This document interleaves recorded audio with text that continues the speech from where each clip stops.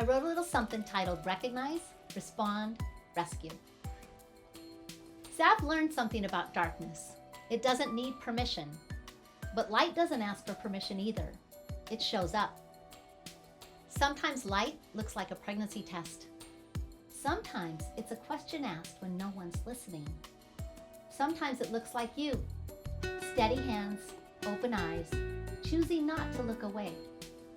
You don't need a badge to recognize trafficking. You need nerve. You need to notice what feels off. The smile that doesn't reach the eyes. The answers sound memorized. The fear that lingers long after she says, "I'm fine." Recognizing isn't accusing. It's refusing to stay blind. It's trusting that discernment is a gift, not an inconvenience. Then we respond, not with panic, not with sermons, not with shame. We respond with presence, with restraint, with words that don't corner her. You are safe here.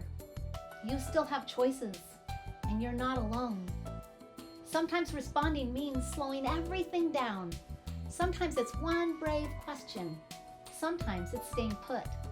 Because for a trafficked woman, someone who stays without taking feels dangerous and holy. And then there's rescue. Rescue isn't always a raid. Sometimes it's quiet, coded, hidden in plain sight. A sticker on a test cup, a phone call made with shaking fingers, a door cracked open just wide enough for hope to slip through. Rescue isn't pushing her out. It's pulling fear back and letting her choose freedom. I've watched women step through that door. Women told their bodies were inventory. Women told that pregnancy was a liability. Women convinced that their story was finished. And I've watched God rewrite it. Not erase the pain, but outright it. I've seen pregnant women come out of trafficking with nothing but terror and courage and walk into safety, into healing, into motherhood, into light. Hear this. God doesn't use the fearless. He uses the available. You're not just a nurse, not just an advocate. You're not just the one at the desk.